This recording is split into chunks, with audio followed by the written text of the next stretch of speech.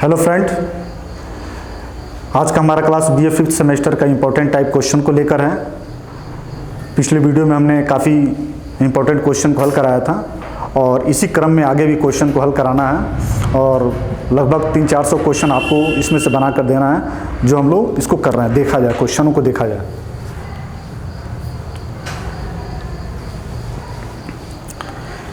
Switzerland, चूंकि Switzerland के संविधान को हम लोग को पढ़ना भी है, तो स्विट्जरलैंड अशांति के समुद्र में शांति का द्वीप है। अशांति के समुद्र में शांति का द्वीप है। यह कथन किसका है? तो जॉन ब्राउन मेसन ने कहा। स्विट्जरलैंड का जो भौगोलिक स्थिति है, यह ऐसा है कि जहाँ यह देश है वहाँ यूरोपीय देश के अन्य देश बहुत खुराफात करने वाले देश हैं और ज़्यादातर ये विकासशील देश एशिया अफ्रीका के देशों में अपना उपनिवेश बनाकर उसके देशों की सत्ता को अपने हाथों में कब्जा करके रखने वाले देश हैं। लेकिन स्विट्जरलैंड बहुत ही शांति प्रिय देश है, ऐसा करने वाला देश नहीं है। इसीलिए इसको एक शांति द्वीप माना गया और ये काफ़ी विकसित है, काफ़ी डेवलप कंट्री है। ऐसा नहीं है कि उपनिवेश बनाकर ही डेवलपमेंट किया जा सकता है, इसने अपने संसाधनों के माध्यम से अपना विकास किया है। तो जॉन ब्राउन मेसन ने कहा है कि स्विट्जरलैंड अशांति के समुद्र में शांति का द्वीप है। ये स्टेटमेंट किसका? John brown mason. बहुत इंपॉर्टेंट है, जो कभी पूछ सकता है आपसे आपके परीक्षाओं के लिए।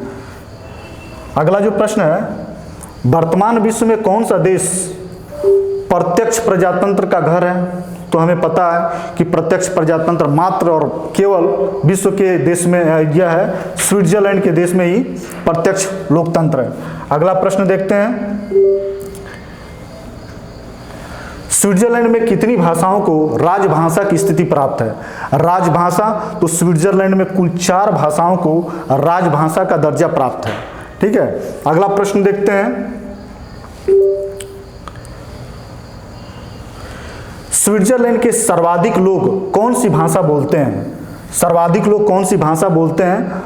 तो सर्वाधिक लोग जो है जर्मन भाषा को बोलते हैं। स्विट्जरलैंड के लोग जर्मन भाषा को ज़्यादा से ज़्यादा बोलते हैं। इस भाषा याद रखिएगा, 4 राजभाषा तो है ही है, लेकिन ज़्यादा बोलने वालों की संख्या जो है जर्मन।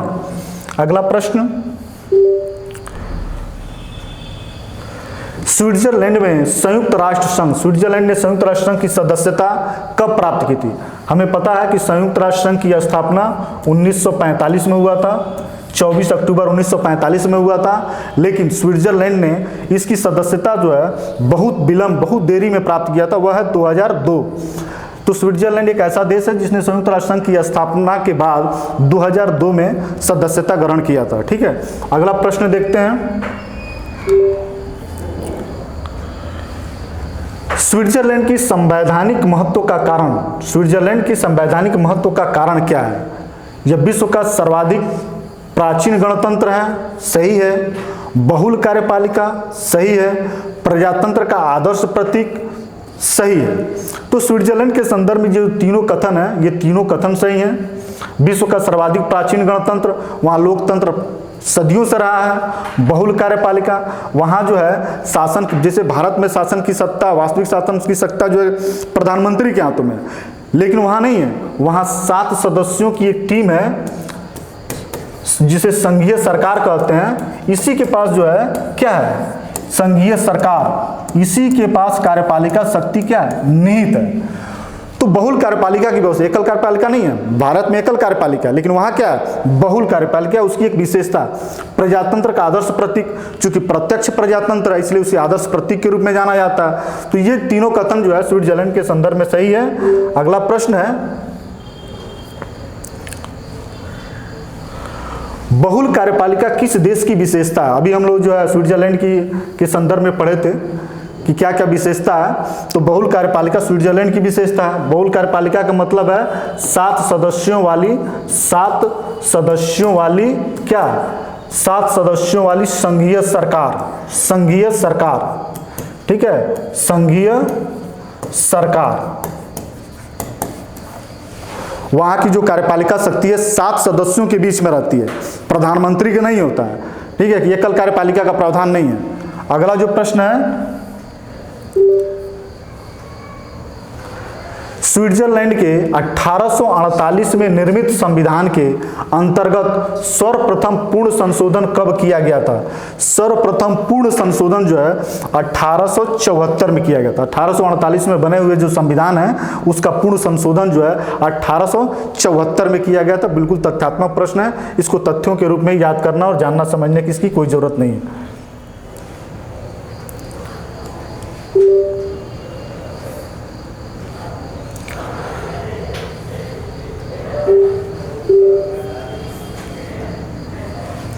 स्विट्जरलैंड का वर्तमान संविधान कब लागू हुआ? तो स्विट्जरलैंड का जो वर्तमान संविधान है वह 18 अप्रैल 1999 में, 18 अप्रैल 1999 में। अभी हम लोग जो पिछला संविधान पढ़े थे, इसके कई सारे संविधान 3 या 4 बार संविधान बना है स्विट्जरलैंड का। 1848 में भी बना है, उसके बाद जो अभी जो वर्तमान में जो संविधान चल रही है वो 18 अप्रैल 1999 से बना हुआ संविधान है। ठीक है, तो स्विट्जरलैंड का वर्तमान संविधान कब लागू हुआ? तो 18 अप्रैल 1999 इसका उत्तर होगा।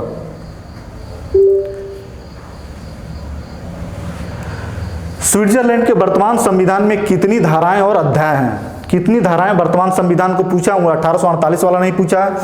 तो स्विट्जरलैंड में कि जो वर्तमान संविधान है उसमें 195 धाराएं और 4 अध्याय है।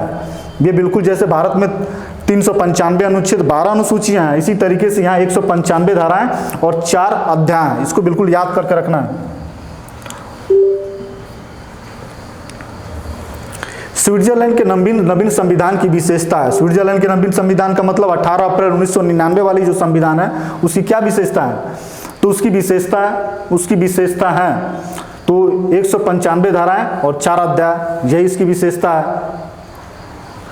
अगला प्रश्न, ये 2 बार आ गया है, ठीक, कोई बात नहीं है। स्विट्जरलैंड में महिलाओं को मताधिकार कब मिला? हमको पता है कि पहला संविधान उनका 1848 में बना, लेकिन 1848 में बना तो महिलाओं को मताधिकार 1848 के संविधान में नहीं मिला हुआ था। इनको मिला 8 फरवरी 1971। 8 फरवरी 1971 में महिलाओं को मत देने का अधिकार वहां पर मिला है। अगला जो प्रश्न है,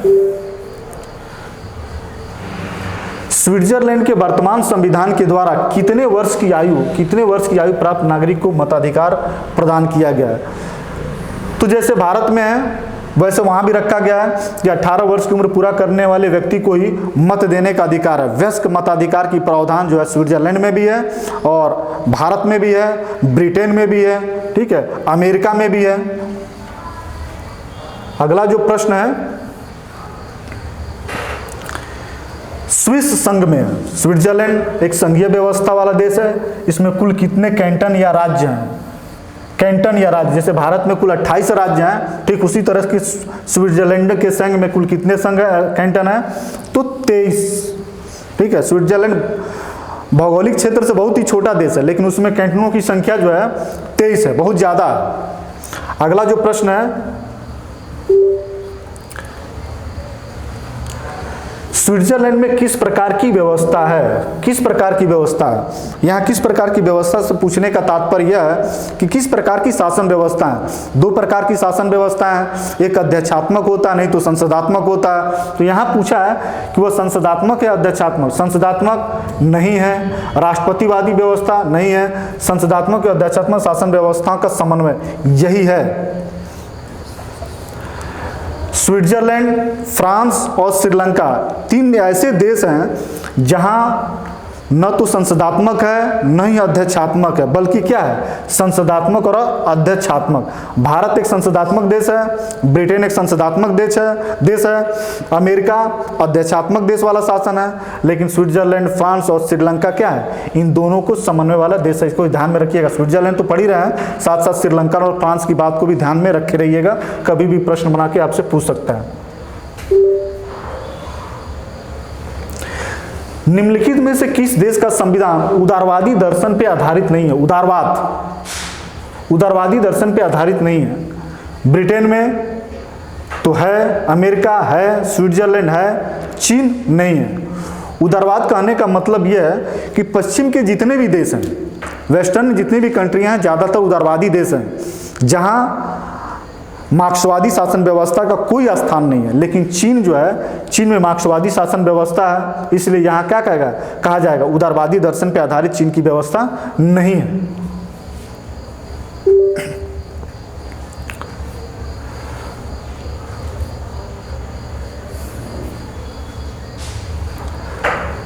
निम्नलिखित में से कौन सा कथन असत्य है? ठीक है, हम लोग को यहाँ जानना असत्य। सत्य असत्य पूछे तो तुरंत राउंड कर दीजिए, तब उसी पे फोकस जाएगा, नहीं तो बहुत सारे क्वेश्चन गलत हो जाते हैं। स्विस संविधान द्वारा एक धर्मनिरपेक्ष राज्य की स्थापना की गई है, ये तो सही है। स्विस संविधान में बहुत व्यापक रूप से मूल अधिकारों के वर्णन किया गया, ये भी बात सही है। स्विट्जरलैंड में कार्यपालिका शक्ति 7 सदस्यों की संघीय सरकार, बहुल कार्यपालिका, ये भी सही है। ठीक है, स्विट्जरलैंड में एकात्मक शासन व्यवस्था विद्यमान में, यही कथन क्या है, असत्य है। और इसीलिए असत्य पूछा है, तो यही आंसर क्या होगा, सही होगा। हमें पता है कि स्विट्जरलैंड में कुल 23 कैंटन है और संघीय सरकार है, संघीय शासन व्यवस्था, इसीलिए इसको संघीय सरकार की दर्जा दिया गया, बहुल कार्यपालिका की बात की गई है। तो स्विट्जरलैंड में एकात्मक शासन व्यवस्था नहीं है, ये प्रश्न का आंसर इसका गलत होगा।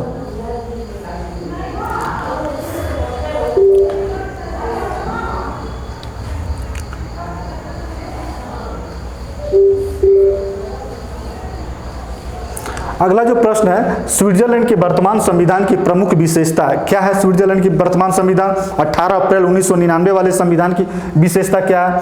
तो धर्मनिरपेक्ष राज्य है, ये विशेषता है। संघीय राज्य में न्यायिक पुनर्विलोकन का भाव है, यह भी सही है। प्रशासनिक कानून पर आधारित न्यायपालिका, यह भी सही है। उपरोक्त सभी है। प्रशासनिक कानून पर आधारित न्यायपालिका है, इसी वजह से वहाँ जो है न्यायिक पुनर्विलोकन की व्यवस्था नहीं की गई है। जैसे भारत में क्या है, न्यायिक पुनर्विलोकन की व्यवस्था है। संसद द्वारा पारित किसी भी कानून को न्यायपालिका समीक्षा कर सकती है। अमेरिका में भी संसद द्वारा पारित या वहाँ की जो है पार्लियामेंट है, कांग्रेस है, यदि उसने कोई कानून बनाया तो वहाँ की न्यायपालिका उसकी समीक्षा कर सकती है। यह व्यवस्था जो न्याय पुनर्विलोकन की व्यवस्था ब्रिटेन में नहीं है और आपकी स्विट्जरलैंड में नहीं है। इसको भी तथ्यात्मक रूप में, इस क्वेश्चन को भी ध्यान में रखिएगा। यदि ये पूछ देता है कि किन देशों में न्यायिक पुनर्विलोकन की व्यवस्था नहीं है, तो चूंकि आपको ब्रिटेन, चाइना, अमेरिका और स्विट्जरलैंड की संविधान को पढ़ना है, तो इस तथ्य को भी ध्यान में रखना होगा। स्विट्जरलैंड और ब्रिटेन, यूके और स्विट्जरलैंड में न्यायिक पुनर्विलोकन की व्यवस्था नहीं है।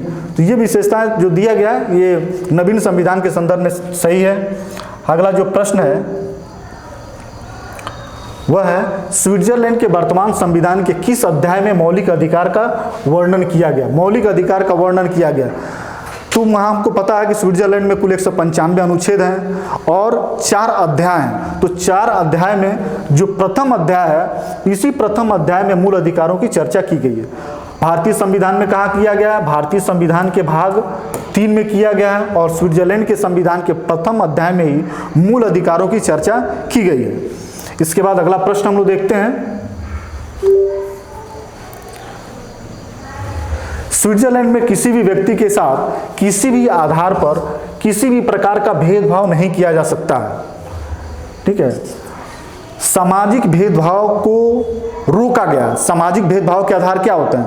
किसी भी व्यक्ति के साथ सामाजिक भेदभाव के 4-5 आधार हैं जो भारतीय संविधान में दिया गया है, जाति, धर्म, लिंग, जन्मस्थान और वंश।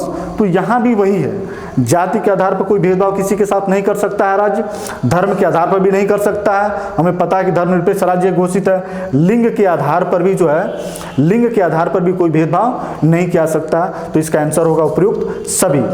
मूल अधिकार के संदर्भ में, प्रस्तावना के संदर्भ में, संविधान की मूल भावना के संदर्भ में, ये ज़्यादातर बातें जो है कहीं ना कहीं भारतीय संविधान के साथ मैच कर रहा है। मूल अधिकार के संदर्भ में हमने देखा कि स्विट्जरलैंड में जो मूल अधिकार है ज़्यादातर भारतीय संविधान में मिला हुआ है। उसकी प्रस्तावना में जो बातें हैं वह भी रखा गया, किस आधारों पर भेदभाव नहीं करेगा, इन सारे बातों को भी इसमें दिया हुआ है। तो इसीलिए हमको भारतीय संविधान को के साथ साथ जो कंपैरेटिव पॉलिटिक्स हम लोग पढ़ते हैं, इसमें ज़्यादातर स्विट्जरलैंड, चाइना, अमेरिका और ब्रिटेन को दिया है, क्योंकि ये देशों की जो संविधान है कहीं ना कहीं भारतीय संविधान के साथ तारतम्यता, पड़ोसी देश होने के नाते या विकसित देश होने के नाते, या फिर इनकी व्यवस्थाओं के साथ हमारी व्यवस्थाएं कुछ मिलती हैं या ज़्यादा विविधताएं रखती हैं। इस वजह से हमारे सिलेबस में इन देशों के संविधान को पढ़ने के लिए रखा गया, ताकि हम अपने संविधान को, अपने देश की व्यवस्था को बहुत अच्छी तरीके से समझ सकें, पढ़ सकें। इस क्वेश्चन को हल करने के बाद हमारा क्वेश्चन हल करने का जो क्राइटेरिया जो ये था वो समाप्त हो गया। फिर अगले वीडियो में हम जो है आपको फिर 20 नए क्वेश्चन के साथ आपके सामने उपस्थित होंगे। धन्यवाद।